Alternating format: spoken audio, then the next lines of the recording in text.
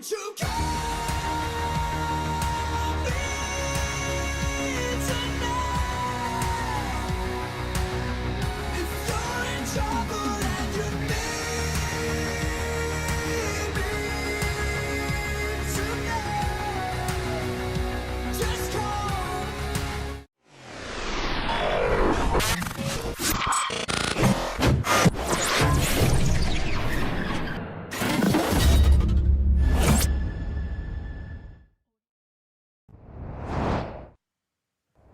In case you were wondering if Tony Khan was ever going to use Britt Baker again, they were in Pittsburgh tonight for Dynamite, and they had the women in the main event. No Britt Baker. So that should answer your question right there. Kris Statlander is the brand new AEW Women's World Champion. She won the 4-way at All Out this past weekend, and tonight she had her first title defense against Mina Shirakawa in the main event. Of course, she didn't lose her title in her first defense because that would be very stupid.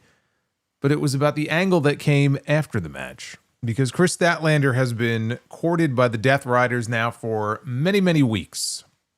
And Wheeler Yuta in particular has been coming out to try to give her advice. And she actually won the championship with the seatbelt pinning combination. And so is she or is she not going to go heel? Is she or is she not going to join the Death Riders?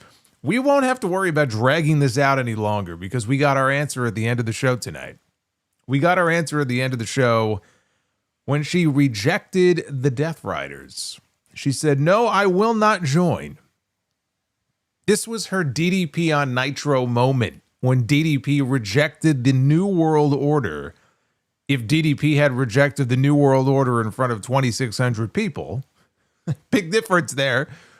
It's kind of like an apples and oranges type scenario there, but the idea was the same. And Kris Statlander says, "No, I will not join." And she runs off into the crowd and actually flips off Jon Moxley and the entire crew. Darby Allin comes out. He's got a flamethrower. Threatens to burn them alive. And then we get the challenge for Wrestle Dream, because if you watched All Out, it was pretty clear that that was not going to be the end of things between Jon Moxley and Darby Allin. And so now we know that at Wrestle Dream next month, they will have their rematch, and it will be an I Quit match. I thought it was going to be something like an Inferno match or something. But I guess in an I Quit match, there are no rules. So if Darby wants to use the flamethrower, if he wants to set somebody on fire, or himself end up on fire, then I guess it's all legal in an I Quit match. So we already have that match now official for the next pay-per-view. Orange Cassidy is back. You could have figured that out based on the little tease they gave you at All Out. But they made it official tonight. He is back. We know Eddie Kingston is back. Eddie Kingston was not back on Dynamite. He was nowhere to be found on the show. You're going to have to watch Collision if you want to see Eddie Kingston. He's going to be teaming with Hook against Big Bill and Brian Keith. Jurassic Express reunited at All Out. You didn't find them on the show tonight either. They're saving them for next week, because next week is the 6-year anniversary episode of Dynamite. So they are saving some of that for the show next week. But really, tonight was about Tony Khan's big announcement. We found out over the weekend that Tony Khan, it's been a while since he's done this. We found out that Tony Khan was going to be making a very important announcement on Dynamite this week. What would it be? We'll see if they get any kind of ratings bump from this, which is why he does them. But the announcement was what I and a lot of other people figured, which is that we are getting women's tag team titles very soon. He didn't give an exact date. He did say, I think, between now and the end of the year. So get ready for another tournament. But we are getting women's tag team titles. I'm very indifferent towards the announcement because I expected it. Everybody should have expected it. He told you it was coming. The belts have been made for at least a year. They've been sitting in an office or in a vault somewhere. So we knew they were coming. It was only a matter of time. That part of it wasn't surprising. I'll say this, and then I'll say more later, but I'm not as cold on it as I am, for example, WWE. Still trying to make something of their women's tag team titles. That being said, does this company need more championships? Absolutely not. And it really hit me watching that main event when Mina came out and she had a Ring of Honor title on her. And had Justin Roberts not specified in his opening introduction, I would have been like, what the fuck is that? I forgot that Red Velvet is hurt and she's the television champion in Ring of Honor. So they made an interim title. So Mina is walking around with an interim Ring of Honor championship. Everybody has a championship in this company. Mercedes has 9 of them. Only one of them, of course, belonged to AEW, but still. I mean, there's belts all over this show every single week. So you get no argument out of me if you believe that this show actually, or this company actually needs less belts and not more. But again, that being said, I'm not totally sour on the announcement. I'm not going to sit here and shit all over it because I actually think AEW is in a much better position than WWE is right now to even have women's tag team titles. In WWE, they are completely useless. In AEW, they may end up being completely useless, but there's actually a chance that they could be used for good. There's a chance that they could be used because the backbone is already there of a division. WWE has no division. But at least here, if it's done right, and of course that's the caveat here, if it's done right, it could also be used as a way to really get over some new women's feuds that really have nothing to do with the 2 singles championships that they have. So again, I'll get into the announcement and everything else that happened on this show. We don't yet have a number 1 contender for Hangman Page. We have kind of a sense of where it may be going.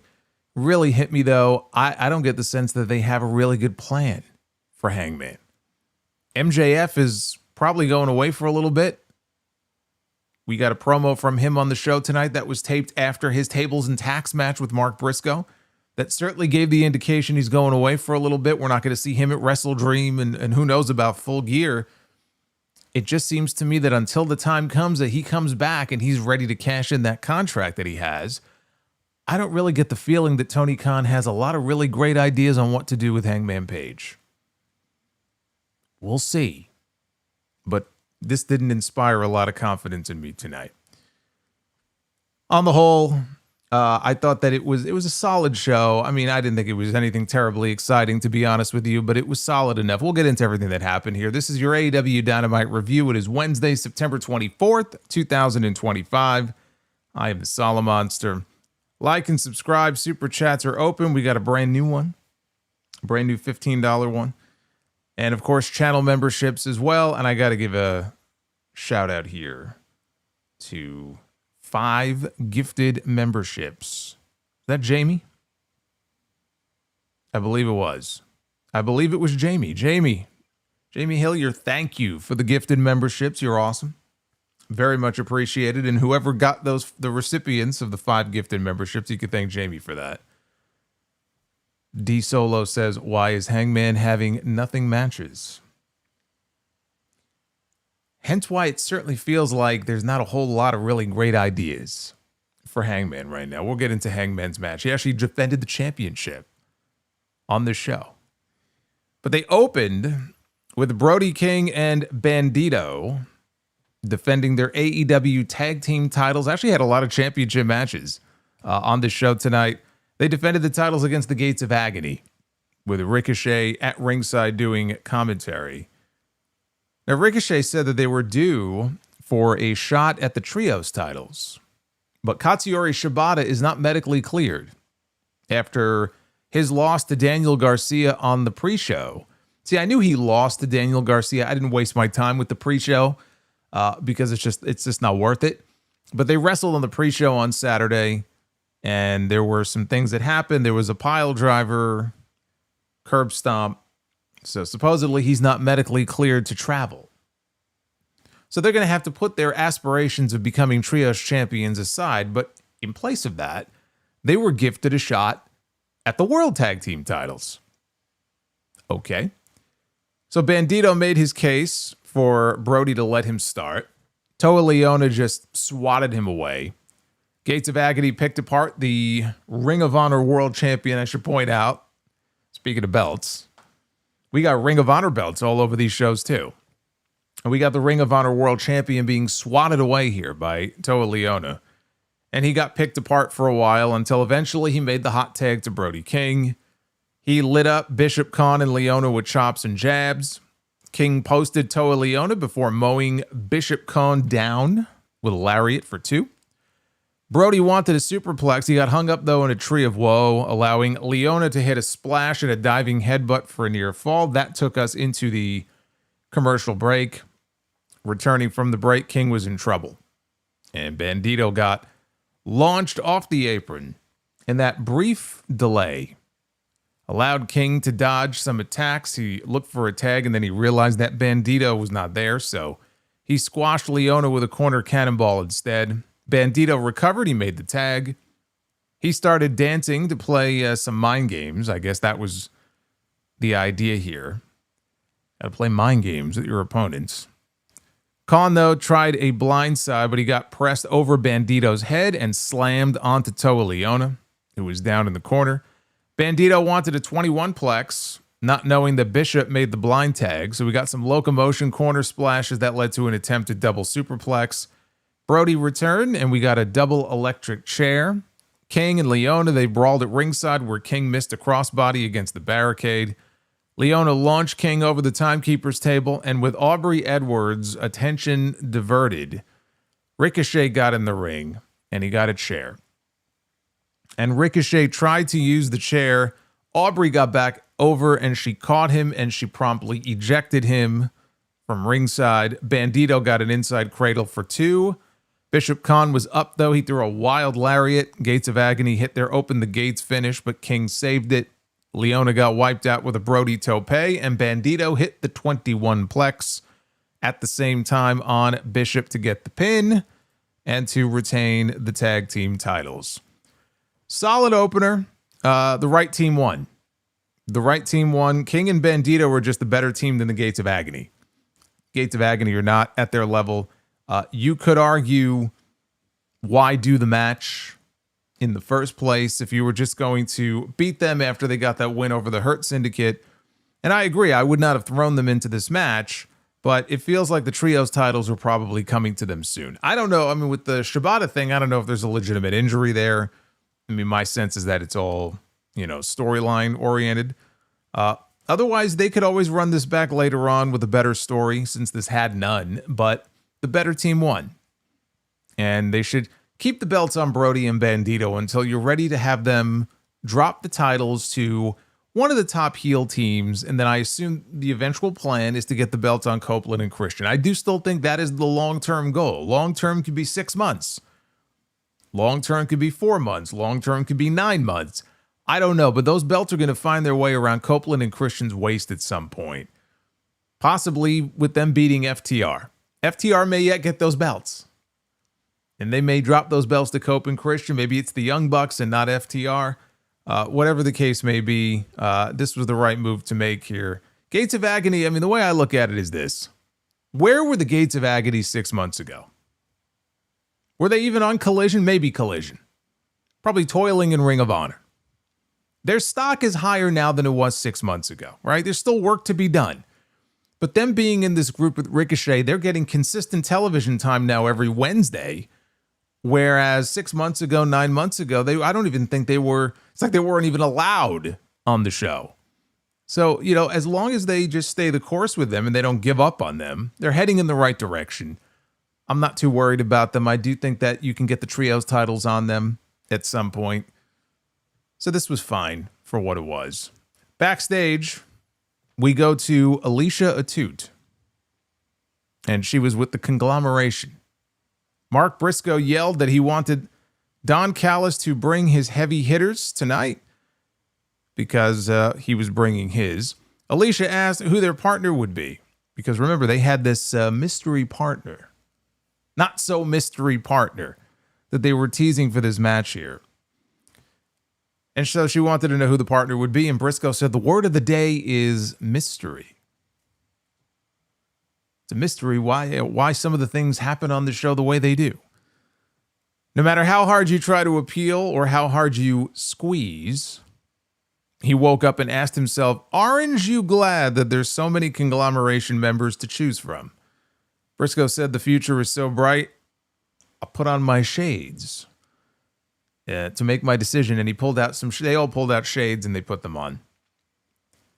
So then they left and Kyle O'Reilly called Alicia Jane. Gee, I wonder who it could be. I wonder who the mystery partner could be here in this match later on tonight. It certainly wasn't me. I had people sending me messages going, hey, are you going to be on Dynamite tonight? I said, I don't know what the fuck you're talking about.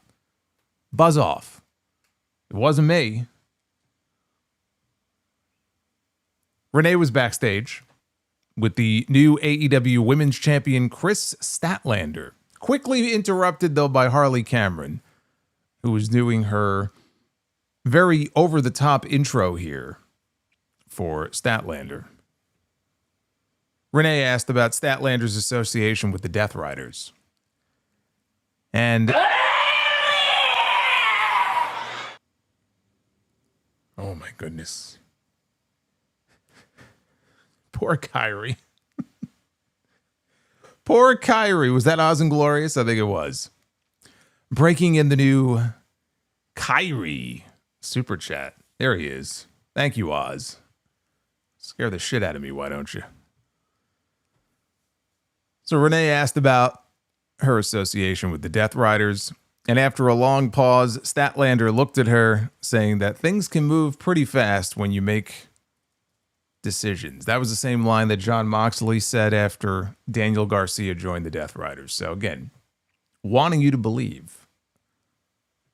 Tonight might be the night. Tonight might be the night. Huh? Thomas says, Jesus, that scared the fuck out of me. Good. Don't blame me. Blame Asuka. She's crashing out all over the place.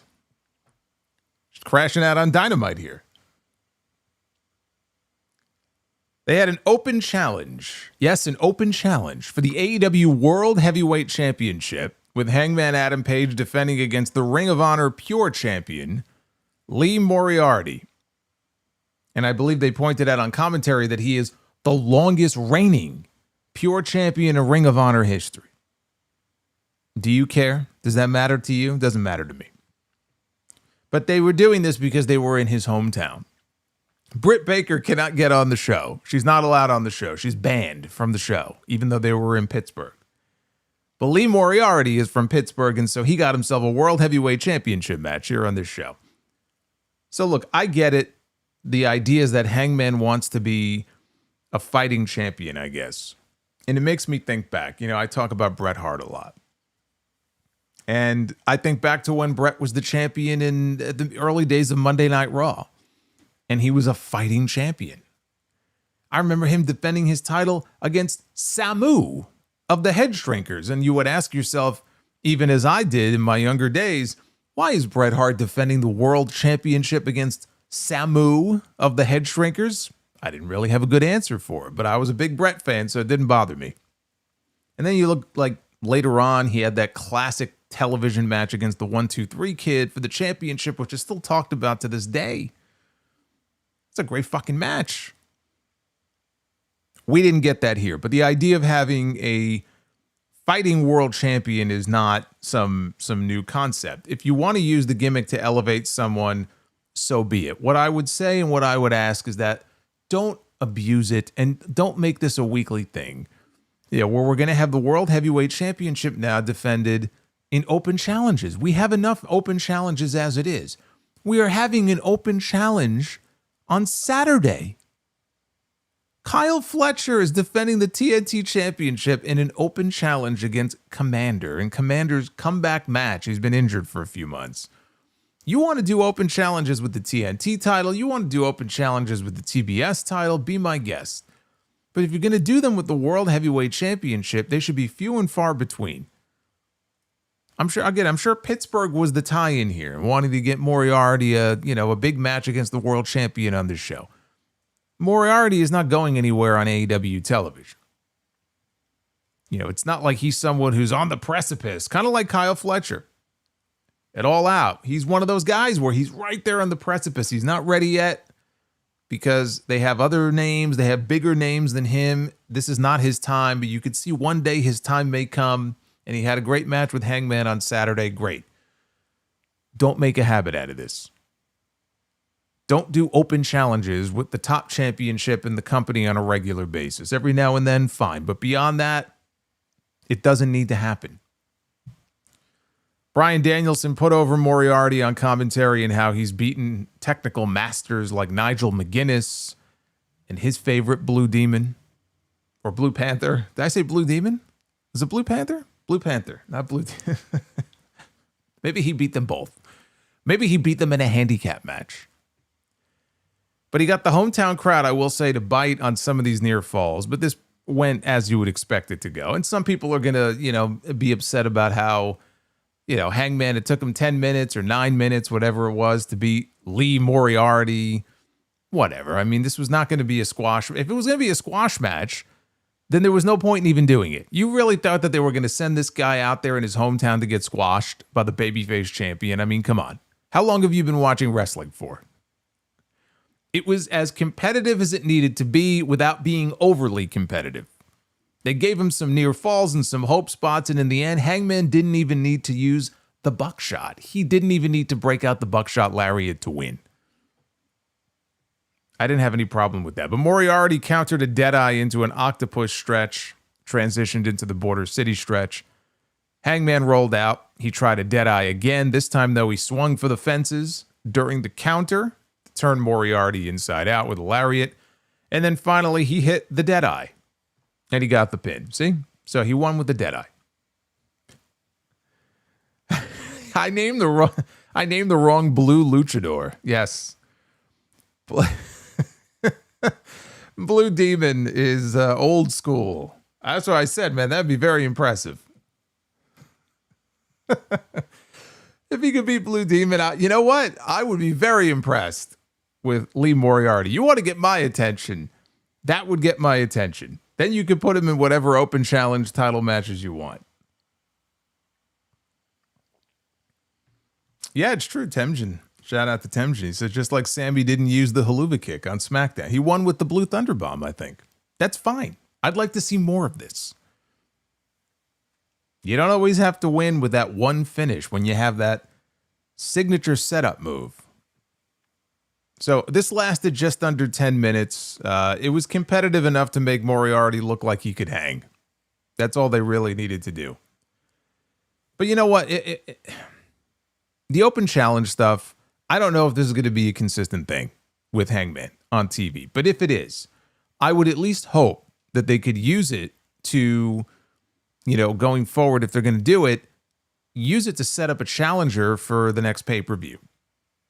Wrestle Dream, or if they do another one of these in October, maybe, have him do it for 2 weeks, but that second week it's with someone who ends up being his challenger at Full Gear. Again, I'm just spitballing here if they insist on continuing to do this. Maybe it was a one-night thing.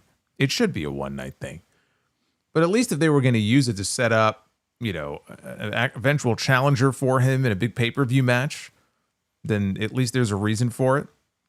But based on what we saw later in the show, it looks like Hangman is headed for more Death Riders bullshit. We'll get to that a little bit later. She is again. Tuxedo T Servo with the Kyrie. Look at Rhea. Look at the expression on Rhea's face. I just love how this became a thing. She probably just did it 1 week and somebody said, hey, you should do that again. And now it's just turned into a thing every week. That's how the best things happen, though. They just happen organically when you don't plan for it. We got footage of Renee backstage at All Out, wanting comments from Adam Copeland following his wife, Beth, in her debut, taking a spike pile driver from FTR. He said, though, I can't talk right now. So he walked into the dressing room and he frantically starts to pack up his luggage. Christian is standing there with an ice pack on his neck. And he asked Copeland, what's the plan? And Copeland said, look, I don't know if I could do this anymore. This is my family. My family is involved now. I don't know if I can do this anymore. Right now, I got to go be with my family.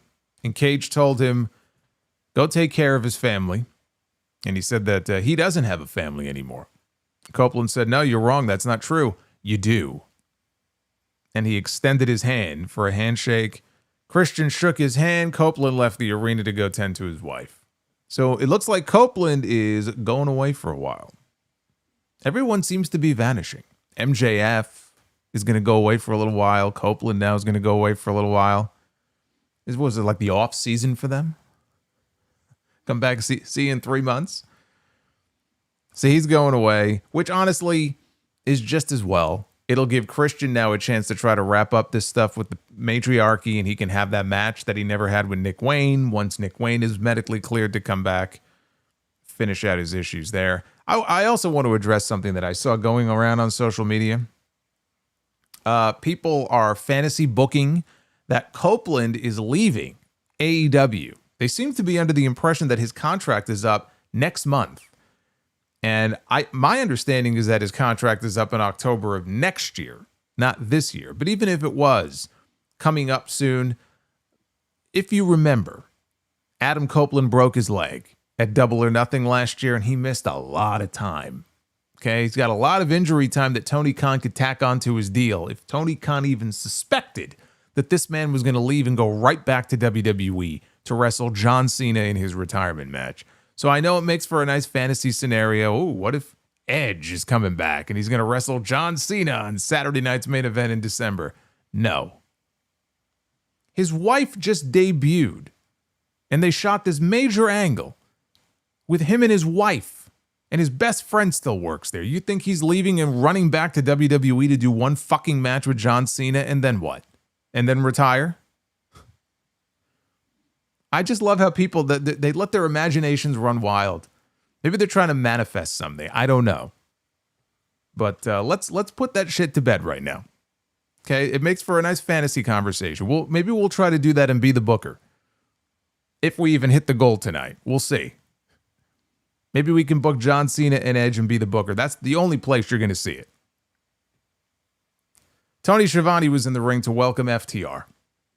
He said what they did to Beth Copeland on Saturday is the worst thing that he has ever seen in an AEW ring. Really? Worse than the Nightmare Collective? Worse than the ending to that exploding barbed wire death match? I mean, Schiavone's been there from day one. I'm a little disappointed here. I mean, he's got short-term memory. We've seen far worse.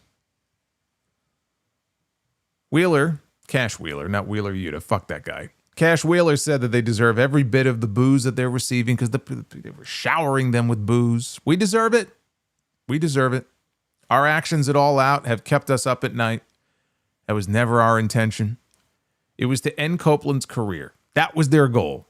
Send him into retirement. But Copeland couldn't stand that. Instead, he brought his childhood friend and his wife into the picture, and it's Copeland who's responsible for us dropping his wife on her micro-brawler head. Stokely Hathaway spoke next. He said he forgives Beth for what she did to him at All Out. He wasn't running up the ramp to attack her. He was running up there to shake her hand. But he received a spear instead, which didn't hurt. Stokely was going to kip up, but he was carried to the back, and he ultimately allowed Beth to spear him. Copeland and Christian needed Beth to win their match, but the worst thing of all is that Beth doesn't even work here. And then Dax Harwood, he refuses to apologize to Copeland and Christian for dropping them on their CTE-riddled brains, but he will apologize to Beth. Despite Beth punching Harwood in his broken nose, and it watered his eyes, and it made him think that Beth was her husband, leading FTR to drop her on her head, he would never put his hands on a woman. And with Beth, he uses that term very loosely. So then Willow Nightingale interrupts. Not the person I was expecting to come out here. But Willow Nightingale comes out, gets into the ring with them. She said that if FTR wrestled as good as they lie, they could have won their match at All Out. She said that she's out to talk about a Hall of Famer in Beth Copeland. She was inspired by Beth. Beth is the reason why she became a wrestler. Women like Beth are why she became, or why she came back from a broken freaking neck to do things like win the Owen and win the TBS title. And Beth is the reason that she doesn't take shit from guys like FTR. Everybody pop big for that line. She tells them to try their apology with more sincerity or get out of the ring. Stokely said it's past Willow's bedtime and said there's episodes of the Proud Family that she, I almost said the Proud Boys, the Proud Family. Oh my God, can you imagine? That's a very different gimmick there for Willow Nightingale. The Proud Family. She could go home and watch that. Willow slapped the hell out of Stokely before Jet Speed sprinted out to the ring. FTR, they faked leaving before taking a cheap shot, but they ate super kicks for their troubles instead. And Stokely was pulled to safety before Willow could do any damage to him. I have to say, Willow is I've noticed this before, but we don't really get to see her in this type of environment on Dynamite very often, where she's coming out and she's, cutting a promo live in the ring. She's a very good promo. She just has a certain confidence in her delivery that not everybody has. So not only is she a very good wrestler, but I think she's very good on the microphone as well. Frankly, better than either of the women's singles champions they have right now. Even if they give Statlander some time with the title before she eventually hands it off to Ms. Monet, I would like to see them run that match back with her and Statlander. And I'm not even saying one of them has to go heel. After tonight, obviously, Statlander is not going to go heel, and I think that's the right move. But even if it was a face against face type of situation, I mean, they had that great Chicago street fight last year at All Out. I would love to see one of Statlander's title defenses come against Willow. I hope we're able to get that at some point before Statlander loses the championship. I mentioned MJF a little while ago. He was not live on the show. But what we got here, I laughed at that line from Stokely. Stokely is very funny. Stokely is a very entertaining guy. But MJF had post-match comments after his loss to Mark Briscoe in the tables and tax match at All Out. And he was sitting down on the steps in some staircase backstage, all bloodied and battered. He said that he was so angry right now, but he just doesn't have the energy to yell anymore. Not long ago, he was the biggest name in wrestling. Then Adam Cole came into his life. Then he broke his ankle, and as sappy as it may sound, he also broke MJF's heart. Then he lost his AEW world title, he lost his mojo, and he went and he rehabbed. And he says that he still accomplished more than anyone could dream of in this period of time, but something is missing. He's just playing MJF. He's made too many mistakes. The tacks in his body represent doubts. He can't come back until he can look in the mirror and not see a fraud. Will Ospreay, Swerve Strickland, and Hangman Page, they were once in his dust. But now he's in theirs. He won't come back until he's the most dangerous that he's ever been. He's going to come back and do things the only way he knows how, whether you like it or not, his way. So there it is. Tony Khan confirmed he's going to be paying for Frank Sinatra's My Way when MJF comes back on TV. We're going to hear some Old Blue Eyes. Hook has his crooner music, and now MJF is going to come back to some Sinatra when he comes back. Now, remember, he's got that guaranteed contract. He has to give at least a week's advance notice, right? No more of this money in the bank, cash in whenever you want to bullshit. But he's got the guaranteed contract, so, I mean, he could stay out as long as he wants. He's going to go right back to the world title picture. What that means for Hangman in the meantime is that Tony Khan has to come up with some compelling challengers for him. And, if MJF disappears for a while, and we know Copeland is as well, although Copeland wasn't in the, main event mix, but this is where it really hurts, not having a Will Ospreay, not having a Swerve Strickland on the roster. Okada and Takeshita, they're kind of doing their thing for the unified title soon. It leaves Hangman in this position where it's cold. He doesn't have that one great villain that he could match up with, like what Swerve was to him. He doesn't have that right now. What MJF is to him, he doesn't have that right now. Not yet. We know it's coming, but it's not going to be coming for a while. And that's the problem. Like they don't seem to have anybody else who can really fill that void for a few months where you really get this compelling story or compelling program with them for the World Championship. So we get an open challenge tonight, And then it looks like he may be wrestling a member of the Death Riders possibly at the next pay-per-view. And it's like, come on, I mean, this is your world champion here. You got to be able to do better than that. So, I mean, I'm sure if I sat here with a fine-tooth comb and I went through the AEW men's roster, we can come up with some names that we would like to see him in the ring with. But whether they're going to do that or not, I don't know, because he's still associating with the Ops and the Death Riders. It's like what happened at All Out, we're just kind of continuing on from there. But this is where not having those two guys really hurts. For all the talent they have on the roster, right? They have no shortage of people to plug in there. But not having those two is noticeable right now when it comes to Hangman and that world title. Now back in the arena, Kazuchika Okada, Konosuke Takeshita, and Hechicero made their way out to the ring, accompanied by Don Callis.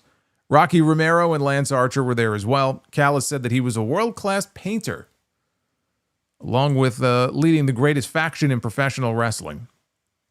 And they showed some of his past pieces of him, the paintings, him with Jericho and him with Kenny Omega, the last one of him and Kyle Fletcher. He said that he's been working tirelessly over the last 6 days and 6 nights on his latest masterpiece. And then he instructed some gentlemen from the back to roll it on out. And he had them unveil the painting, but it turned out to be Orange Cassidy walking through the frame, walking through the paint. It's like he walked out of the painting the way they did this, which was kind of cool. But this was his big return here. So he walks out of the painting. And then the funniest part about this, on the screen, on the Tron behind him, initially they put Orange Cassidy, like his Titantron, for lack of a better word. And within a few seconds, it crashed. It crashed, and we got a media offline message on a red screen, like a red alert type message, media offline in English and then multiple other languages. It was basically the blue screen of death, only it was red. So Rocky Romero came charging towards Orange Cassidy. He just very casually sidestepped him. Rocky ran through the painting. And then finally out comes Mark Briscoe and Hologram to join Cassidy for this trios match here. This was Orange Cassidy's return, by the way, after his pec tear, which was back in March. That's why he was gone for so long. So this was his grand return. And he got a good reaction. I mean, nothing overwhelming or anything. So while Cassidy's music kept playing, he had a few drop kicks with the hands in the pockets on Takeshita and Okada, who were able to send Cassidy outside, but Briscoe and Hologram, they hit stereo dives. And then Cassidy just fell from the top rope onto the pile on the floor. Then the bell rang. So the match hadn't even started yet. Now the match is officially underway. And honestly, a lot of the match was really Hologram and Hechicero. The other names got involved towards the finishing stretch. Cassidy tagged in. He hugged his former Chaos buddy. Him and Okada, they were part of Chaos for a while in New Japan. Because technically, Cassidy was technically a member. Is Chaos even still a thing? Does it still exist? I don't know. I don't know now. Hey, Jamie, what's going on? Jamie, if you want to drop a super chat, the amounts in the description down below will trigger the different special ones. So whatever value you want, you would just plug that into the super chat, leave your message, and it should work fine. I don't know if you're using desktop or mobile, but it should be as simple as that. So no? Okay, so Chaos, I guess, is disbanded. I'm being told Chaos is no longer... We're living in Chaos. Yes, we are. But I guess we don't... Yeah, it's true. I guess we don't need the faction anymore. The world just seems to be in chaos every single day. We're all members of Chaos now. So like I said, Cassidy tagged in, and he hugged Okada before planting him with a Stun Dog Millionaire. Okada did not reciprocate the hug, by the way. Cassidy tried one on Takeshita, but he got caught. And he got passed off to Okada, who delivered an air raid crash across the knee. Hologram tried a springboard, but he jumped into an Okada flapjack before Okada and Takeshita, they had a little face-off. It was interrupted by the Cassidy little kicks, which led to a double Hurricane Rana. Hechicero cut off Cassidy, who came back with a spinning DDT. Okada flew in with a shotgun dropkick. Briscoe, though, planted him with a DDT. Takeshita was in with a power drive knee. He caught Hologram in a bastard driver and then held on, but Hologram countered into a destroyer. Hechicero wanted a mad scientist bomb on Hologram, who floated out of it. Cassidy flew in with an orange punch, which allowed Hologram to plant Hechicero with a portal bomb for the win. Now, after the match, the Protostar walks out onto the stage. So Kyle Fletcher is out there, the TNT champion, the loser of the main event at All Out. He said that on Saturday, he proved that he belonged in the main event. He proved that he belonged in the tippy top of the industry. Fletcher said that he might not have been ready that night, but he would be very soon. He said Hangman was right about one thing, though. The next day was the worst he's ever felt. So then he remembered who he was, which is the greatest TNT champion of all time. Fletcher turned his attention to Hologram, and he called his win streak of 34 wins and no losses 34 and scared of Kyle Fletcher. Fletcher said his streak is not only, or is only as long as it is because he's never faced him before, and he challenged Hologram to a match on the show next week. Title versus streak. I don't know why he didn't just say title versus mask. Fuck the streak. Just rip the mask off the guy. But it'll be title versus streak.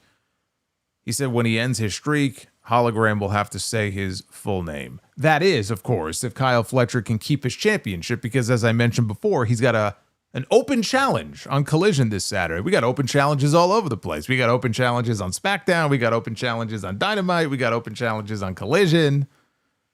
I may have an open challenge here on the stream one week. Anybody who wants to take the seat, come get it. Who wants it? So assuming he can beat Commander on Saturday, the winner of that match will then defend the title against Hologram on the 6-year anniversary episode of Dynamite next week. Now, initially, I was surprised that they would have Hologram take the pin here, or, get the pin, and not Cassidy, since it was Cassidy's return. But then watching what they did after the match, then it made sense. That streak better be coming to an end next week. Because I'm going to tell you right now, if Kyle Fletcher went in there at All Out to lose to Hangman Page, and then in his very next match, he loses the TNT Championship to fucking Hologram, then Tony Khan is a few fries short of a Happy Meal. We'll just say that.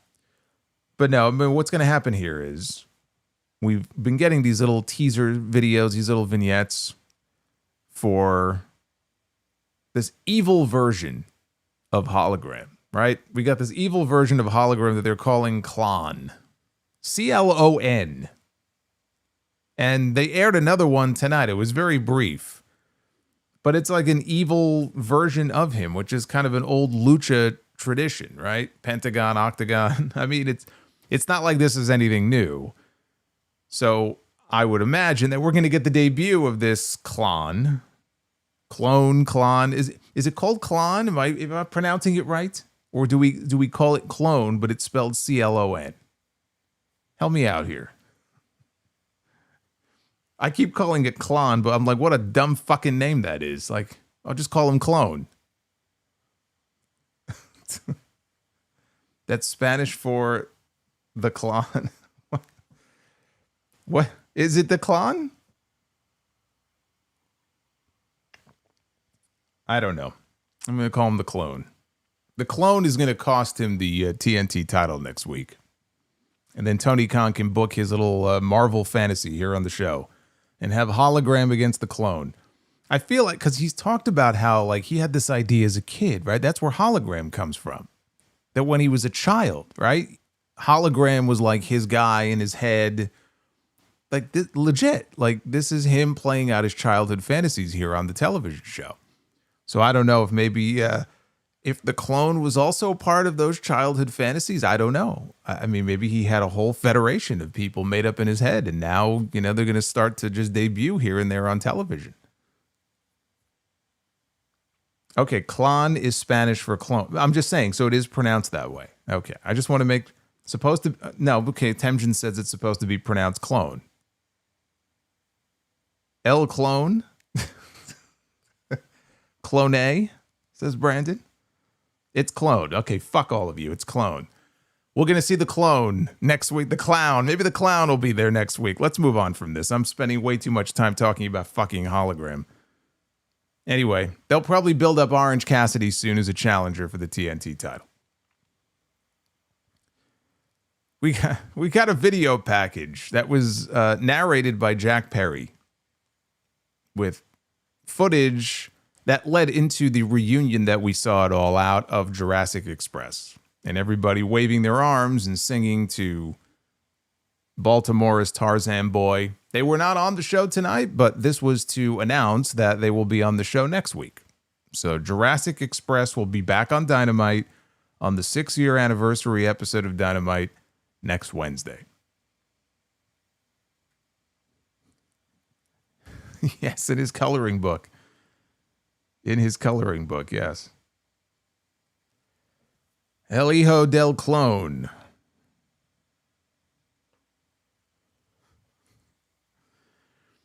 We had Claudio Castagnoli against Powerhouse Hobbs up next. Hobbs, this was like meat madness here in this match. Hobbs charged right at the bell. Claudio responded with some uppercuts. It happened for so long that both men were stumbling before Hobbs started dishing out some body slams. He got 3 of them until Claudio floated over into a back suplex, which Hobbs no-sold. And then he ramped up the body slams again. Claudio went at the eyes, and both men tumbled to the outside. So with Claudio... Gosh. Fucking Asuka. The Mount Vernon Kid, Christopher Bennett, calling Kyrie with the $15 super chat. Boy, you guys really like that one, huh? Thank you, Kris. Man, Asuka, man, she scares the shit out of me. I'll say that. Whatever she says, I'll do. I'm not going to say no to Asuka. So Hobbs charged, Claudio moved, and Hobbs ended up crashing into the ring steps outside. We got a brutal back suplex onto the edge of the barricade, the top part of the barricade that had Hobbs falling back over into the crowd. Claudio repeated the spot again. This time, Hobbs fell over back into the ringside area. That took us into picture-in-picture. So back from the commercial break, there was a gut wrench from Claudio that got a near fall. Hobbs came back with 2 corner splashes, but Claudio moved on the third one to take Hobbs up the ropes for a huge superplex. Claudio pointed at Bryan Danielson as he went for a neutralizer, but Hobbs escaped into a snap power slam. Hobbs once again went back to the body slams. Claudio, though, fought off during the 4th attempt. He absorbed lariats, Hobbs did, before cracking Claudio with one of his own. Then the straps were lowered by Powerhouse Hobbs. He lowers the straps, but Pac appears on the apron. And the only thing scary about Pac right now is his new haircut. Because I have to do a double take when I see this man now. He just looks so different. Fully clothed and with that hairdo, he doesn't look like the same person. I don't know what he looks like. He reminds me of somebody. I just can't put my finger on it. He reminds me of someone. But he's up on the apron. Hobbs got a hold of him, but that allowed Claudio to get an uppercut and an inside cradle for the win. So after the match, Samoa Joe runs out. Pac runs for his life. Hobbs recovers. He sends Claudio crashing to the floor outside. Joe starts stalking him down until Wheeler Yuta and Daniel Garcia, what a duo these two make, they run into attack. Pac returns. Now it's 4-on-2. Here comes Hangman Adam Page. They play his music. He power walks out to the ring. He low-bridged Claudio. He sent Garcia out over the top with a clothesline. And the world champion stood tall with the Ops as the Death Riders retreated. They were having a fine big man match. Tons of power moves until the Death Riders got involved and then ruined it. And then all of a sudden the match was over. But the stuff that came before that was pretty good. If we get Hangman Impact, the only acceptable outcome here if, let's say, the Wrestle Dream title match is Hangman Page against a member of the Death Riders, the only acceptable match is Hangman against Pac, who just came back, by the way, so even that wouldn't really make a lot of sense as far as him challenging for the world title, but let's just say it's Hangman and Pac. I'll allow it. That's the only acceptable match. Anything else, any other championship match involving Hangman and the Death Riders, I don't want to see it. I don't want to see it. That's going to be awful. Obviously, him and Moxley are not wrestling because Moxley is going to be wrestling somebody else. So what does that leave? It leaves Claudio, right? It leaves Wheeler Yuta. It leaves Daniel Garcia. And it leaves Pac. If it's going to be a member of the Death Riders, it has to be Pac. And I think that would be a great match. So, like I said, I'll allow it. But just the idea that Hangman is still dealing with the Death Riders, it's like, how long is that going to go on for? I mean, are we going to be getting into like MFTs and Jacob Fatu territory here, where it's this never ending? I hope not. We're going to have to go through this until MJF is ready to cash in. They have announced a trios match, though, for the anniversary show next week. It's going to be Hangman, Samoa Joe, and Powerhouse Hobbs taking on Moxley, Claudio, and Daniel Garcia. Can you imagine if they do Hangman and Daniel Garcia for the championship at Wrestle Dream? I don't even want to think about that. Up next was Tony Khan's very important announcement. Ooh, we've been waiting all week for this. Tony Khan's got a big announcement to make. We've been waiting since All Out. So they send him backstage, and there's Tony. And he's standing there, and this is live. Now, in the past, they started doing some stuff pre-taped with him, which is really the way to go. But this was clearly live.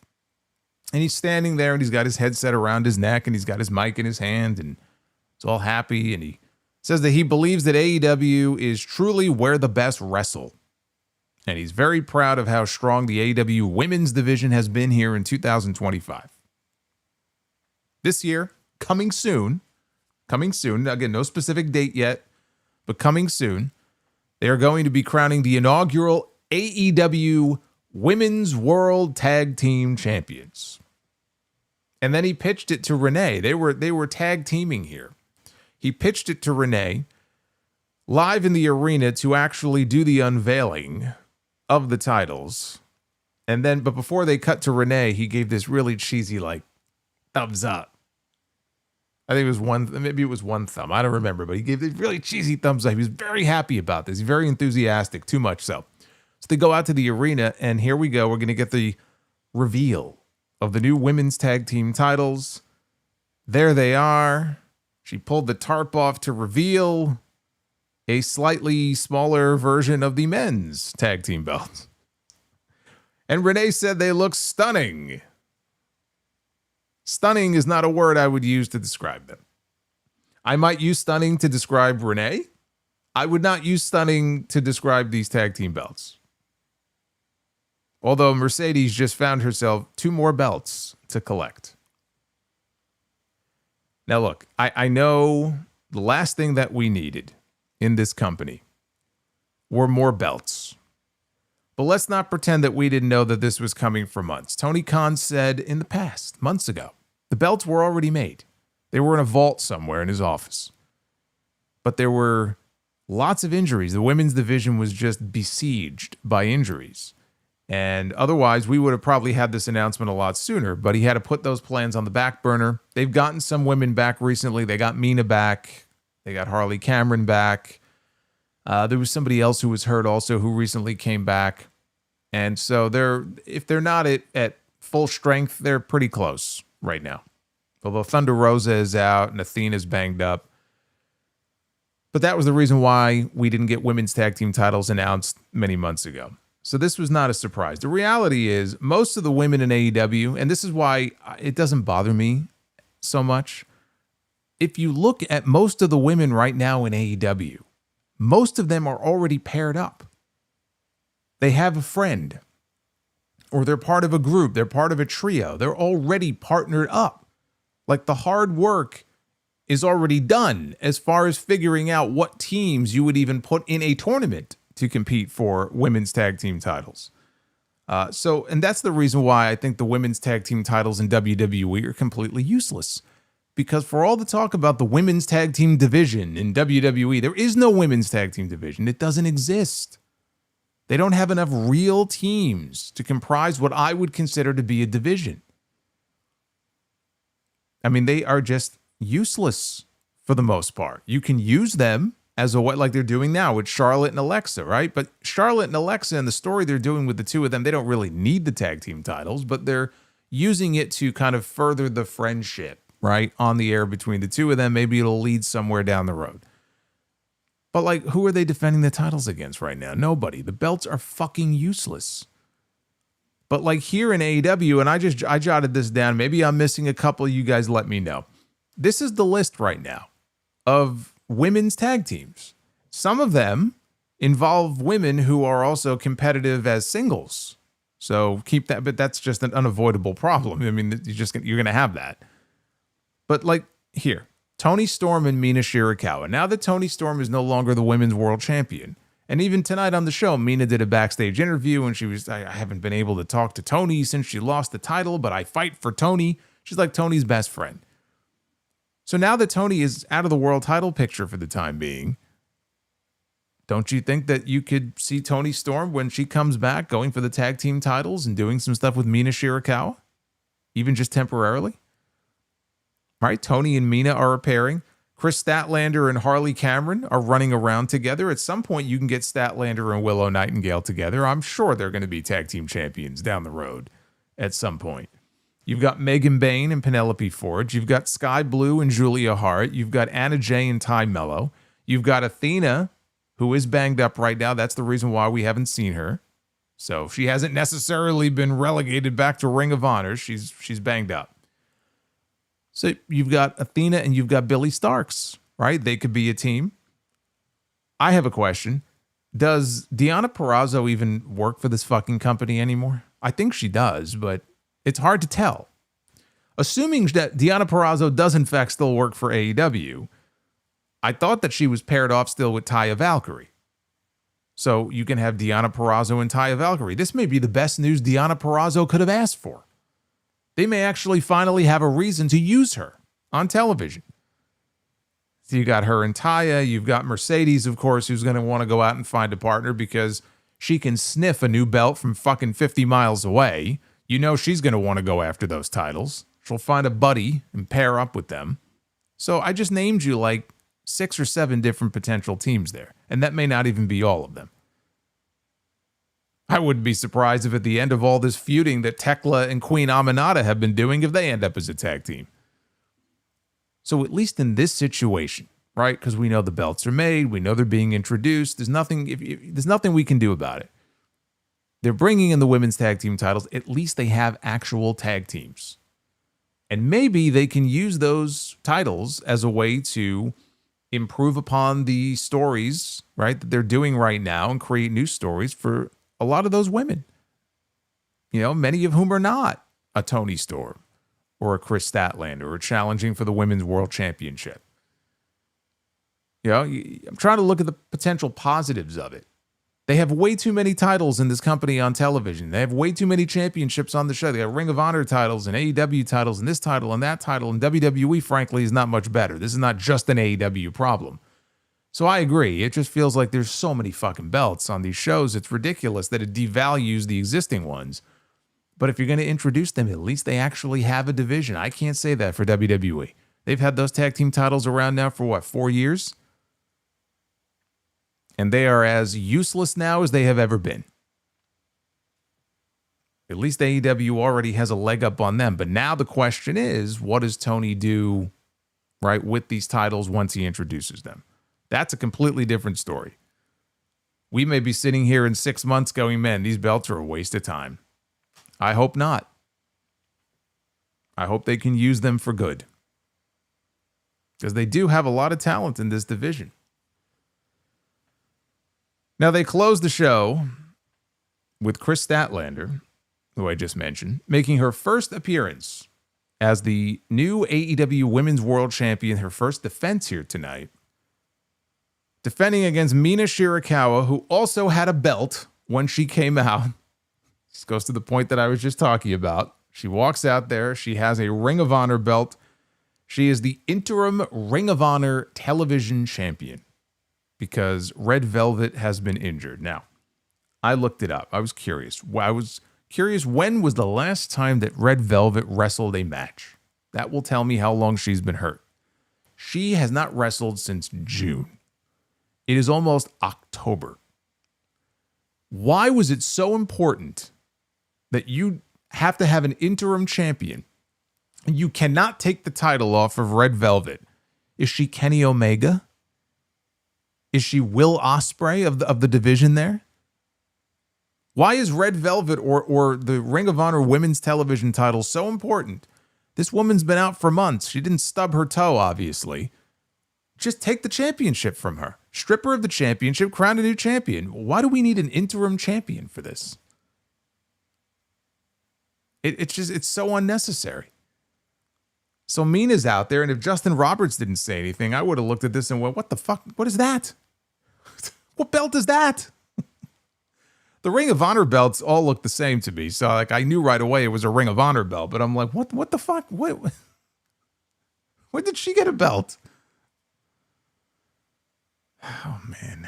Wheeler Yuta popped up at ringside before the match to give advice to Statlander again, which he's done multiple times now.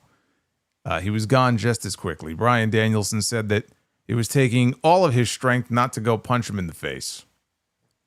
We got a tilt-a-whirl leg sweep from Mina as she slid through a Statlander punch to do a dance, which resulted in Statlander blasting her from behind.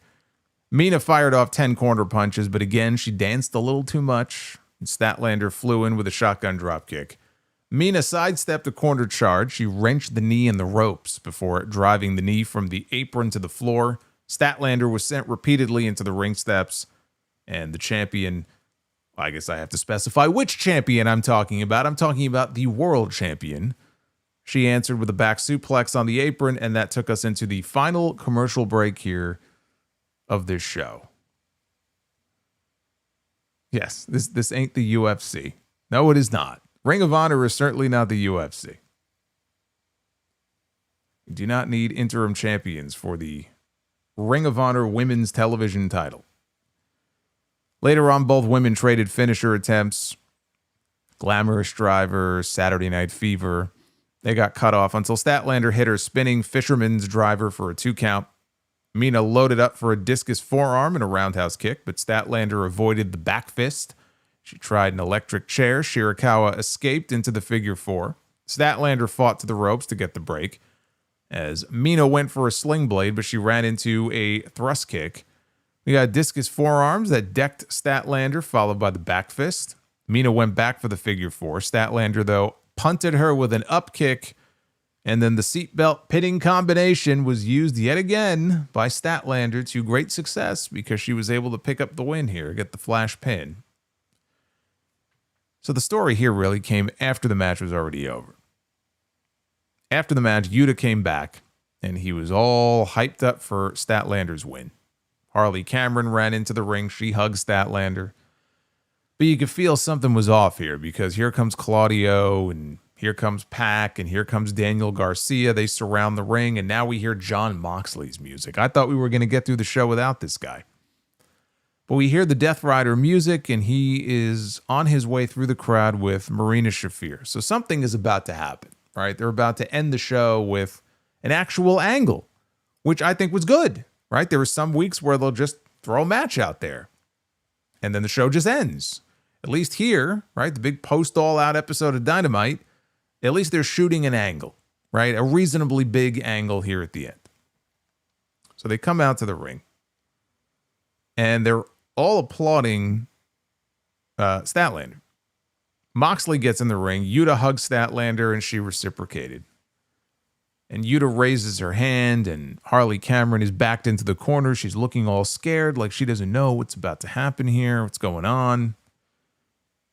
And all of a sudden, Statlander blasts Wheeler Yuta with a clothesline. She ducked a charging Marina Shafir. She bailed into the crowd with Harley Cameron and flipped everybody off. And again, it feels so wrong to sit here and do this. It feels so wrong for me to sit here and even make this comparison. To compare this to that Nitro segment with DDP turning down the NWO's invitation to join, because that was an iconic moment in Nitro history, and it helped solidify DDP as a top name in that company. You know, obviously him working with Randy Savage is really what did it, but that was a big moment for him. You know, that really solidified him as the people's champion. And he went running into the crowd, and my God, that big crowd, and everyone's going nuts. And it was just this very memorable moment. So that helped solidify DDP as a top star. This was just Wednesday. And nobody is going to remember this a few weeks from now. That's the difference. But the general idea was the same. All of a sudden, we hear Darby Allin's music hit, and Darby walks out and he's got a flamethrower because, of course, he does. And Moxley is showing no fear, and he starts to walk towards him, but Darby aims the flamethrower at him, and he's backing and now he's shooting it up into the air. And the Death Riders are slowly backing away, and they back off into the crowd.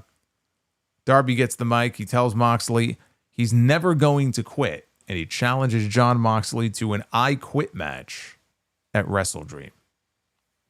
As Moxley is left to contemplate this challenge, and that is how they went off the air. So we are going to get an I Quit match between Jon Moxley and Darby Allin in October at WrestleDream. And where it's going to be flamethrowers, there's going to be blood, there's going to be all kinds of bullshit that you would expect. But that feels like it should be the blow-off to this feud, with Darby getting Jon Moxley to quit. That should be the big moment. You know, Hangman was able to get Jon Moxley to submit at All Out when he was being choked out, right, by the chain over the top rope. And that was the moment that handed Hangman Page the world championship. This should be the moment where Darby Allin gets Jon Moxley to say the words, I quit. And he gets that big win over the Death Riders, which they have been building to for 1 full year. That's what we should be getting at WrestleDream. Kris Statlander not joining the Death Riders is the right move. I don't want to see this group expand. I want to see them contract. They got Daniel Garcia. They did not get Kris Statlander. Great. Let's hope they don't get anybody else in the meantime. This Death Rider stuff should be winding down very soon. You know, we joke about it all the time and stuff. It served its purpose. You know, in Tony Khan's mind, Jon Moxley is the reliable hand. He's always been there for him in times of great strife, right? He has put the championship on Moxley. Moxley in the past has been the MVP for this company. And some people might even say he's been the MVP for them in 2025. I have not been enamored with a lot of the Death Rider stuff that they have done. It's been going on now for about a year. This feels like the right time to be winding it down. Not making it stronger, not expanding it, not turning it into the Judgment Day of AEW. Because there's just not enough there in terms of character development. You want to know why the Judgment Day has succeeded where the Death Riders have not, in my opinion, in terms of what makes one work and not the other? If they wanted this to be like the Judgment Day where they rotate members out and they keep this thing going for years on end, at least with the Judgment Day, we get character development in backstage segments on those shows. And they tend to be a little repetitive, true, but there is a lot of character development. They have rotated new members in and out, and it has helped certain people. It's certainly been a big help to someone like Dominic Mysterio. Certainly been a big help to somebody like Raquel and JD McDonough. What would he be doing if he wasn't in the Judgment Day? He'd be under fucking El Grande Americano's mask. We don't get any of that with the Death Riders. It's this, every week. The music hits, they come through the crowd, right? They stalk through the crowd.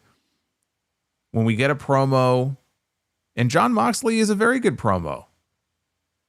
But it's the same style segments where they're talking to us, he's talking to us, and that's it. Where are the interactions between the different members, you know?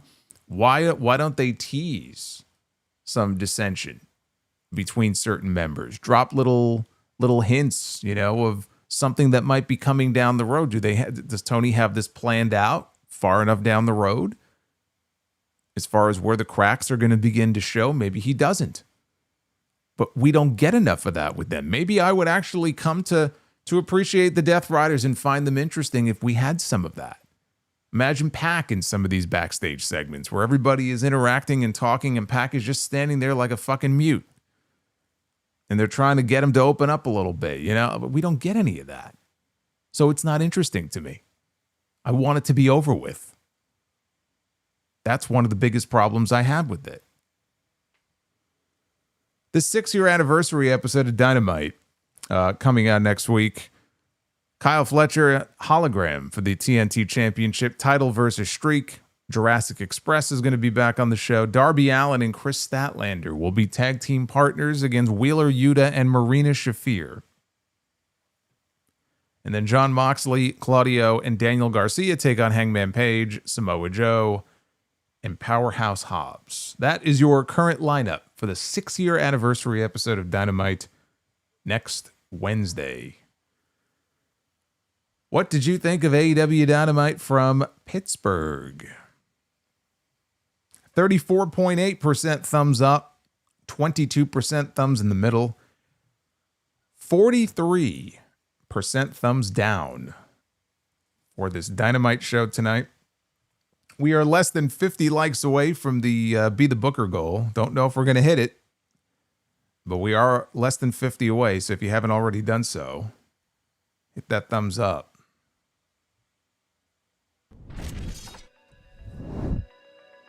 Take a look at your super chats here.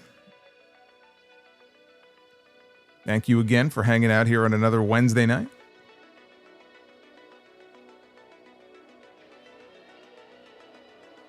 Even when you don't enjoy Dynamite, we try to make it entertaining around here.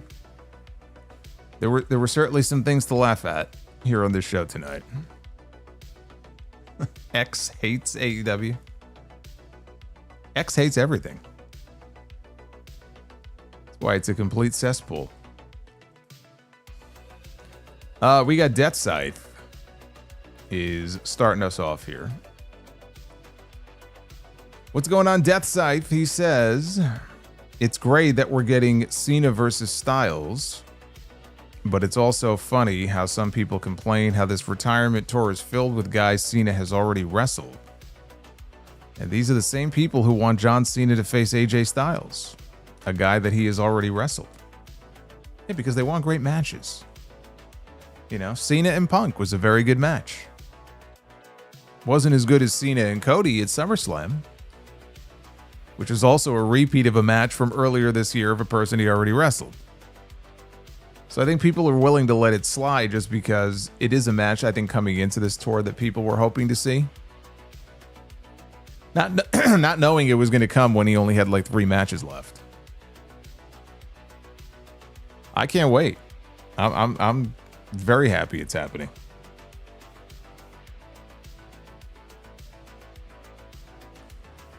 Thank you, Death Scythe. Terrible dried chicken without flavor.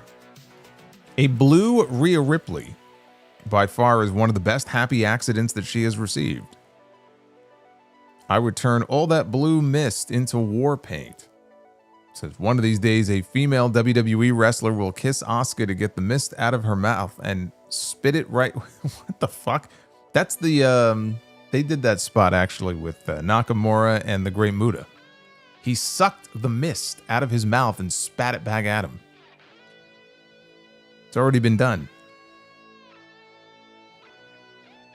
Oh, yeah. He said just like Nakamura did to Muta, yes. That's true.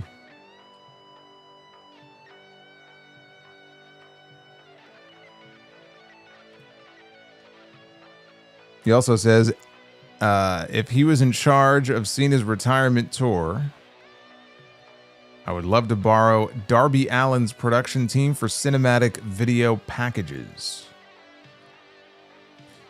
I mean, they don't have to be Darby Allin's team. Just do cinematic packages. I mean, WWE's done plenty of cinematic stuff before. It says MJF needs to buy purple pants and a suit, dye his hair green, and tell everyone, let's put a smile on that face.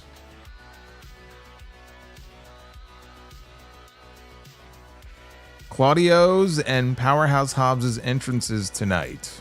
Well, they both came out of the crowd, right? I believe they both came out of the crowd. AEW's women's tag teams are knocking on your door, Solo, and they're saying, peekaboo, we're here. It was only a matter of time. We've known this is coming for quite a while. Hulkling 93. When Pac hopped up on the apron, I thought it was Manu Ginobili. Okay, yes. Maybe that's who I'm thinking. I said, man, like he reminds me of someone. Maybe it is Manu. Maybe I am thinking of Ginobili. A very like short version of Ginobili.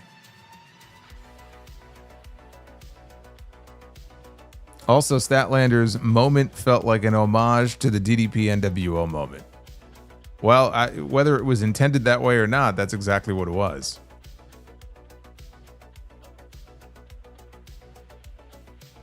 Just not as good, but it would be very hard to match that moment.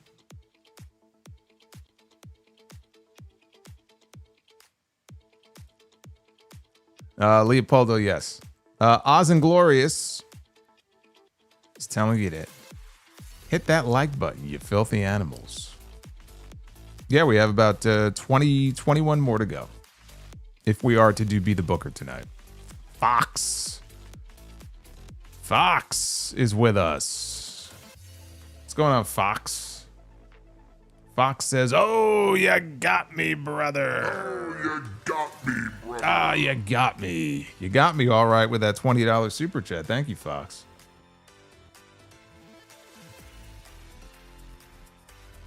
Oz and Glorious, Tony Khan. If you're listening, I'd like a lengthy program with Hangman and Roosh. Also, less shitty Daniel Garcia on TV beating legends, please. It's been 4 years and nobody cares. Give it a rest.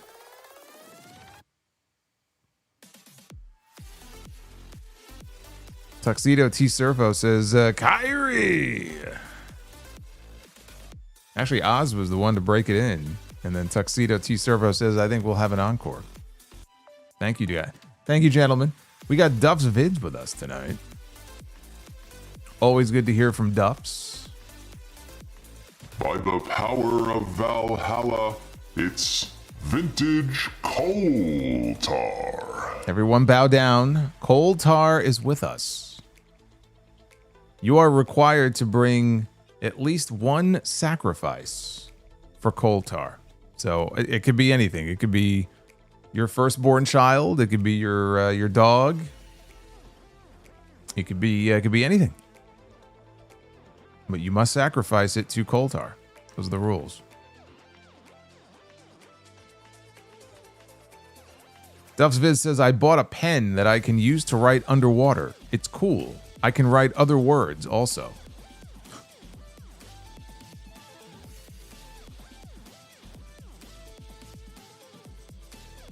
Says, I used to be addicted to soap, but I'm clean now. Well, good. I'm glad you're off that stuff. That stuff will kill you. Especially if you're a wrestling fan, apparently. Duff's Vids also says, I told my doctor I broke my arm in 2 places. He said to stop going to those places. I've been okay ever since.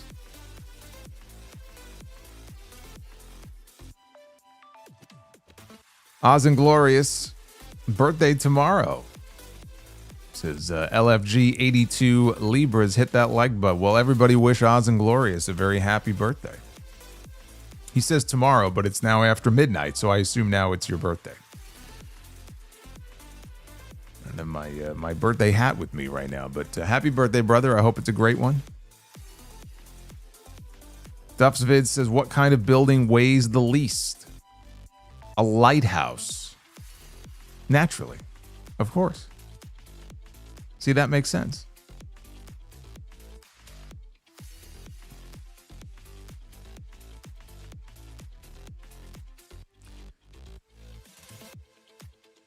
The Mount Vernon Kid, Christopher Bennett. Solo. Saw your tweet this afternoon about your aunt. That put a smile on my face. Gonna keep her in my prayers. Thank you, brother. Yeah, I posted an update yesterday on Twitter. Spent a good part of the day at the hospital, and she actually started moving her feet. And we were not expecting that. So it was a very emotional thing. She was not supposed to have feeling below the waist. So that was a very good sign. Now we're just waiting. They had to do a tracheotomy. So she's still breathing with the ventilator. She was communicating, trying to kind of mouth the words. She was very uncomfortable. I felt very helpless. She was feeling like, I can't breathe. Even though her breathing was fine, the machine is doing the breathing for her. Her lung is collapsed. So the quicker they can get her off that, I'm sure she'll be a lot more comfortable and we'll be able to communicate with her. But yeah, she's still in rough shape. But being able to see that was like, that made our day.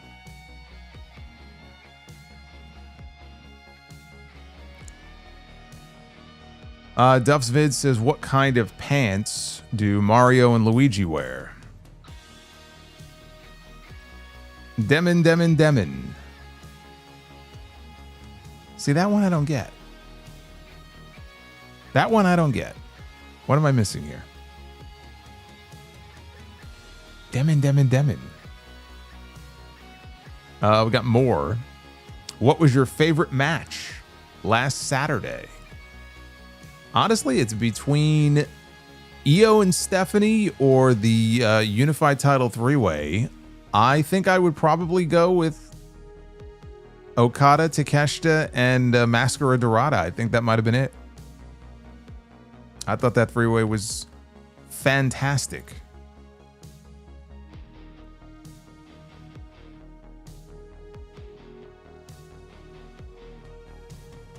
Cubby Blues. What's your favorite AEW pay-per-view since it started? I don't know. There's been so many really great ones that they've had over the years. I always think of All Out from 2021. That was a really fun show. It's hard to say though which one. I don't know. I mean, All Out last year. I'm sorry, not All Out. All In. All In last year is pretty high up on my list. So maybe one of those two. But also, you know, Revolution last year with Sting's retirement was a great one. So, I don't know, take your pick. If you're looking for a recommendation, I just gave you 3 great ones. Let's see some more in the chat. If anyone's looking for a good recommendation to go back on HBO Max and watch an old AEW pay-per-view.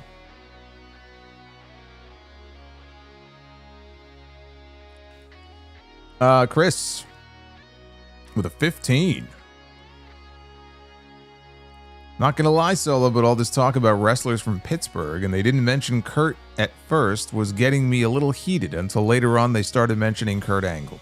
Well, Taz, I know Taz mentioned him, so you gotta mention Kurt if you're gonna be in Pittsburgh. I mean, they're not gonna mention Corey Graves. He's a Pittsburgh guy. They're not gonna mention him. I know Taz gave a shout out to Kurt Angle. Philip Bowman, which spot was worse and which would you rather take? A syringe through the mouth from All Out 2024 or a screwdriver through the ear?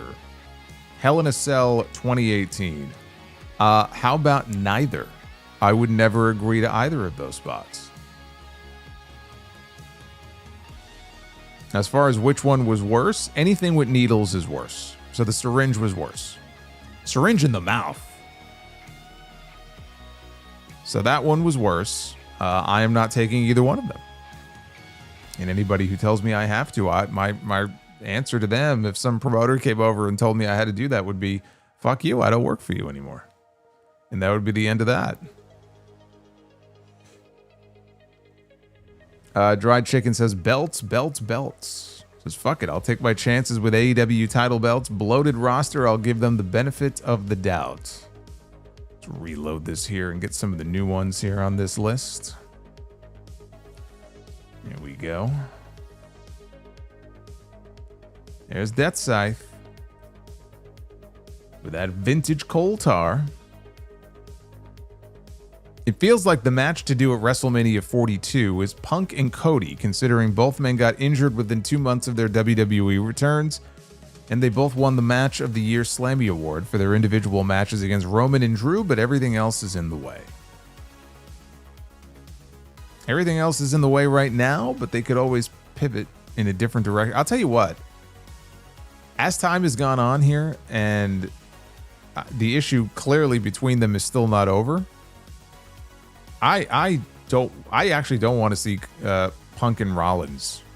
If the idea is to do that at WrestleMania, like I'm done. Like I'm over it. It's time to move on.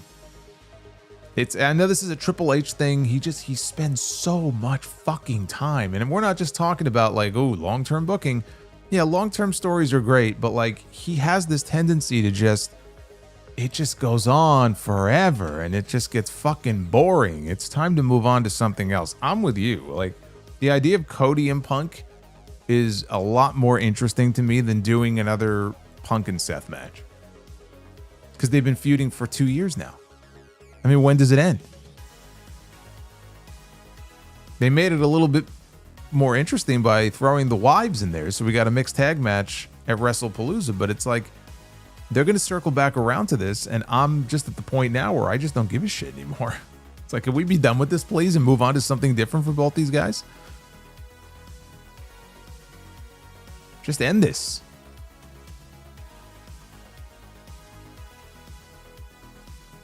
Alex says, Brother Solo, is there even a tiny chance that we get Edge versus Cena at Saturday night's main event? No. No, there is not.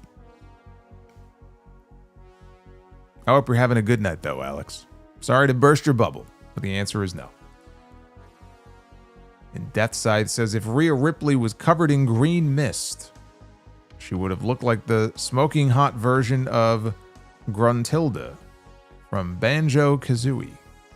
Best game over ending ever. Banjo-Kazooie? I thought you were going to say she would look like the Jolly Green Giant.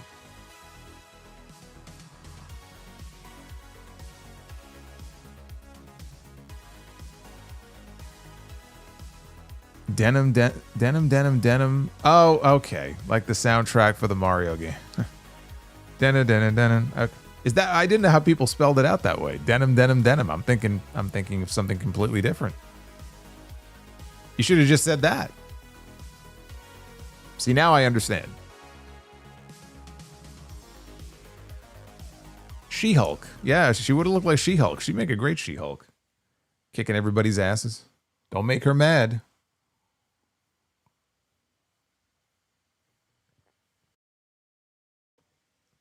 I still say she looked like a Smurf.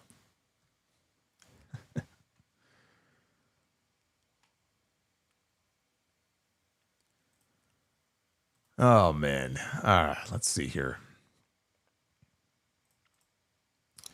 We have terrible dried chicken. From 1 to 1,000,000, what are the chances of Okada winning the AEW World Heavyweight title? Well, it's better than 1. How much better than 1? I can't tell you. I don't think it's that much better than 1. I don't see him winning the world title anytime soon.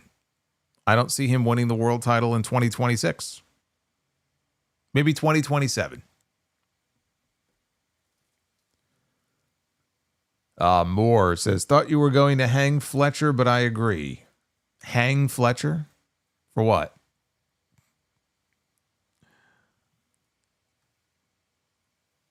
But you know what I just noticed? I noticed that the streak is over, everybody. We are officially at 406 likes. The streak of No Be the Booker here for the Dynamite streams is officially over. As Hologram streak will be over next week when he loses to Kyle Fletcher.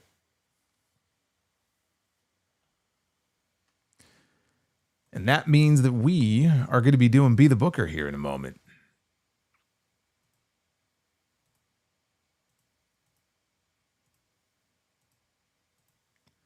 Let me just take a look at some of these member chats here. Again, Jamie Hillier, new channel member, gifted 5 memberships to Christopher Perez, Riagu, Beowulf, Temjin Zephyr, and Dooley Sand. Thank you, Jamie. Rojo Bear 24 with 24 months of channel member, or 43 months, 43 months of membership. If Andrade returns to AEW, I would like to see him face Hangman for the AEW World Championship. It'd be a great match. But I'll tell you what, instead of waiting for him to come back to AEW and wrestle Hangman, you know what you could do? You could buy a ticket for the House of Glory Super Clash, because we got Andrade coming in on November 15th at the big event in New York. The big event is the big convention there. We're doing a show at the big event, and we got Andrade. And tickets are on sale right now, so check that out first. Oh, okay. Moore says Hangman Fletcher. I thought you said Hang Fletcher. I'm like, what are you talking about? Hang him for what? Hangman Fletcher is my match of the week. It was an excellent match, but I didn't like it as much as I liked that 3-way match.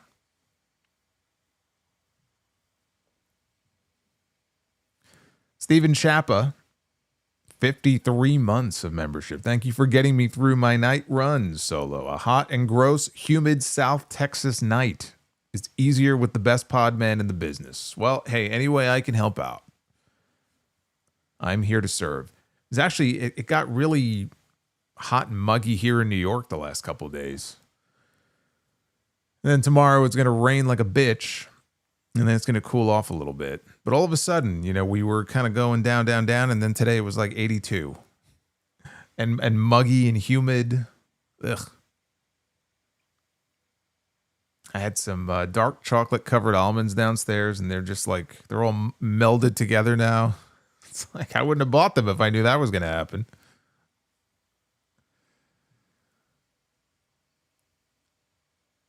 Yep. Andrade is coming to Hog. We just made the announcement yesterday.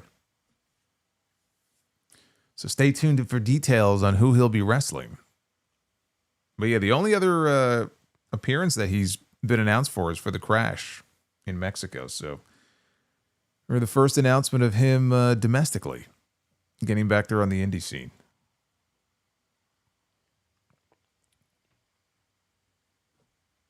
Ed Swoggle, 32 months of membership. How many apples grow on an apple tree? All of them. Justice is a dish best served cold. Otherwise, it's just water. Thank you, Ed Swoggle.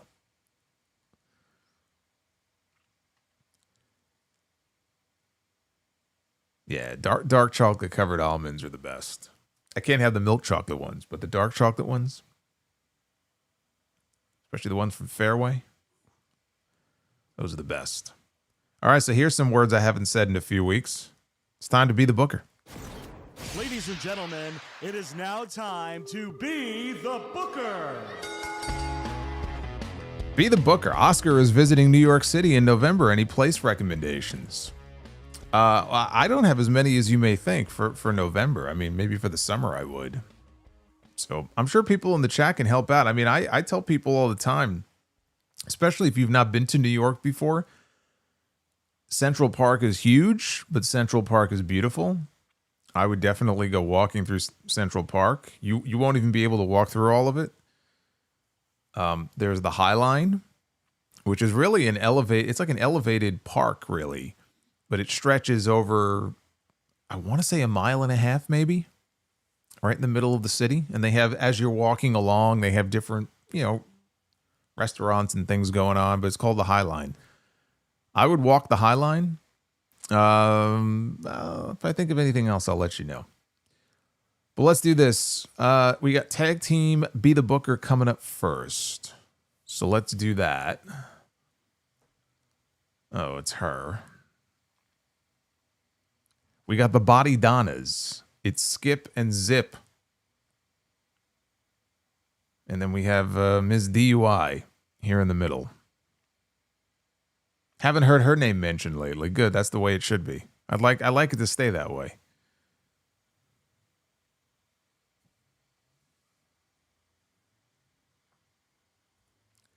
Randy Orton forces Adam Pearce to add a stipulation to your how long has Adam Pearce been the general manager of this show for? My God.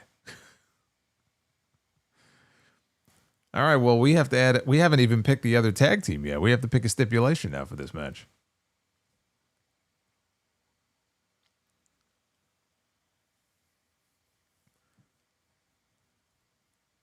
A parking lot brawl.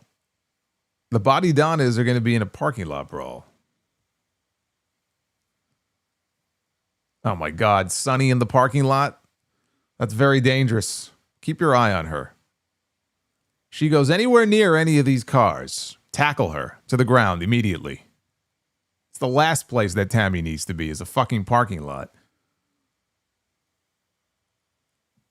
Oh my God, the Body Donnas against the Mean Street Posse.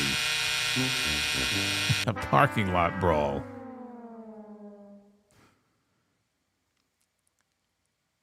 You just picture like they're having a parking lot brawl and Tammy just gets behind the wheel of one of the cars and just runs all three of them down.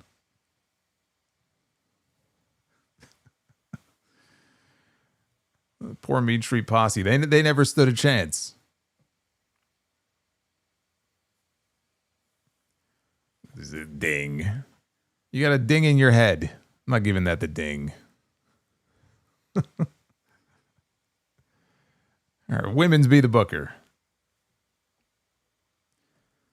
We have the Ring of Honor Forever Champion, Athena. A fine choice. More belts.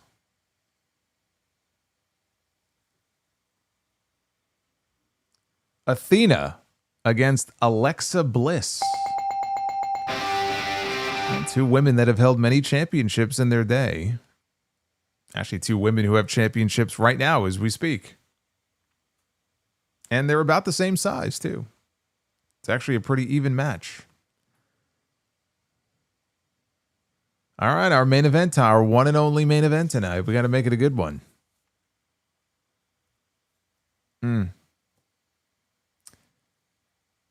Hook. See, Hook is not ready for the main event. He has no business being in the main event. That's the problem.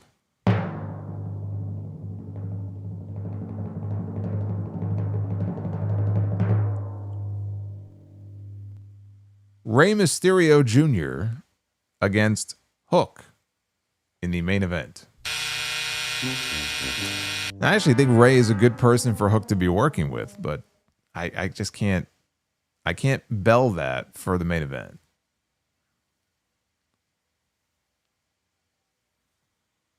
He's not ready. Like Kyle Fletcher said after his loss to Hangman Page. I may not be ready yet, but I will in the future. For Hook's sake, I hope he gets ready for the main event at one point. But right now, that point is not now. I'm sorry to say. We went 1 for 3 in our first Dynamite Be the Booker in a month. So we'll have to do better if we do it next week. Well, I'm sure we'll do it on Friday and Monday, but Wednesdays, I don't know, man. We need Tony to amp up the excitement on these shows so that we can get more people excited about Dynamite.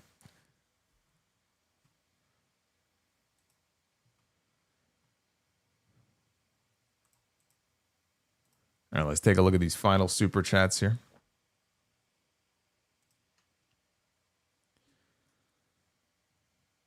Dried Chicken says, we need to send Triple H a cheeseburger, greasy fries, and fried chicken. Are you trying to kill Triple H? Is that what you're trying to do? Fried food is the last thing he needs. And I wish Shawn Michaels was in charge of the main roster. You keep feeding Triple H like that, he will be. And Duff's Vids, you got to hand it to short people. They can't reach it on their own. You're going to have a lot of very angry people coming your way, Duffs. You better be careful. They'll be biting you on your ankle. Hook's new theme sucks. Yeah, it's pretty terrible. Apparently, he picked it himself. It doesn't work. It doesn't fit him at all. It's just, as an entrance theme, it's terrible.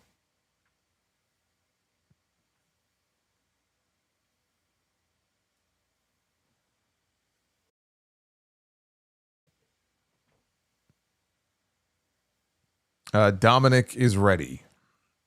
Dominic may well be wrestling John Cena soon. He may be one of John Cena's final opponents. I could see that happening. Whether it's for the Intercontinental title or not, that's a different story. It's time to clog the veins.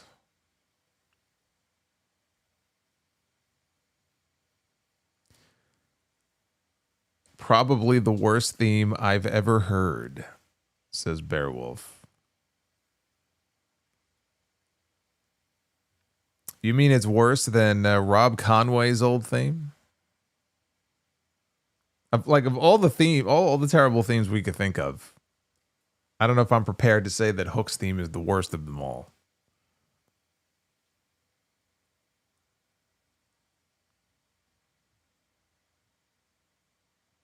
Devin from New Jersey. Where does Yokozuna rank for Solo as one of Brett's all-time rivals?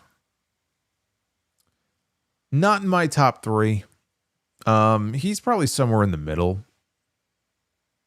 Like when I think of Brett's top feuds, I think of Shawn Michaels, I think of Steve Austin, I think of Owen Hart. And even still, I definitely would put Diesel ahead of him because they had some great matches together. Yeah, I mean, Goldberg may be the number 1 Brett feud now. So Yoko's on the list, not at the very bottom, but he's closer to the bottom than the top.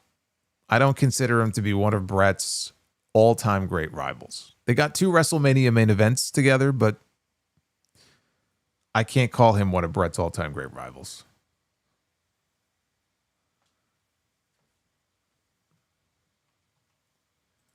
That I can do. Death Scythe. Imagine if AJ Styles wins the Intercontinental title from Dom and his match against Cena is for the title. That would be interesting. Because I guess is AJ getting a shot this Monday? Did they announce an Intercontinental title match this Monday? Oh no, it's Rusev. It's not AJ, it's Rusev.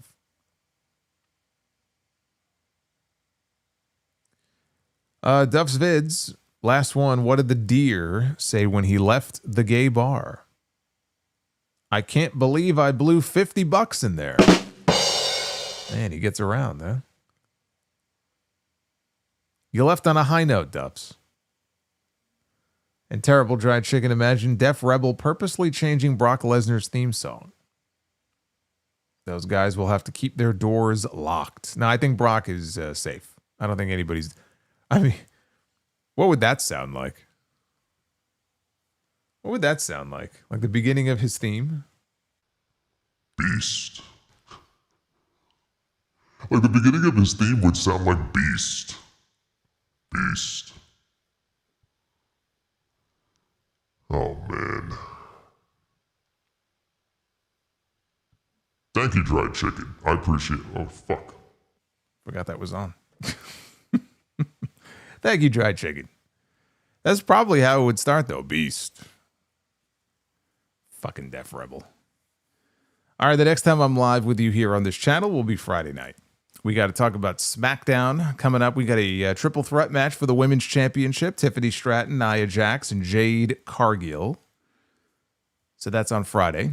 Tomorrow is Tuesday Night Titans on a Thursday. It's Thursday Night Titans because we didn't do it last night. So we're doing TNT on JD's channel tomorrow night. We'll have plenty to talk about there. So you got me tonight, you got me tomorrow, you got me Friday. Sound off 9:31 this Sunday. And then back for the Raw post show live next Monday. So you got plenty of me coming your way. I don't know if that's a good thing or a bad thing, but as long as you're with me here, it's all that matters. All right, I'm going to get out of here. Thanks for the fun. I sounded like Mephisto for a second. Imagine me doing the entire show like that.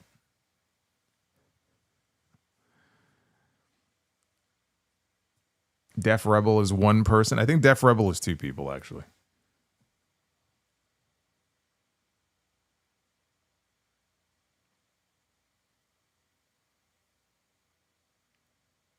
Def Rebel must actually be deaf. They might be. That would make a lot of sense, actually. Be well, stay safe. I will see you for TNT tomorrow and the SmackDown post show on Friday night here on YouTube. Until then, take care, guys.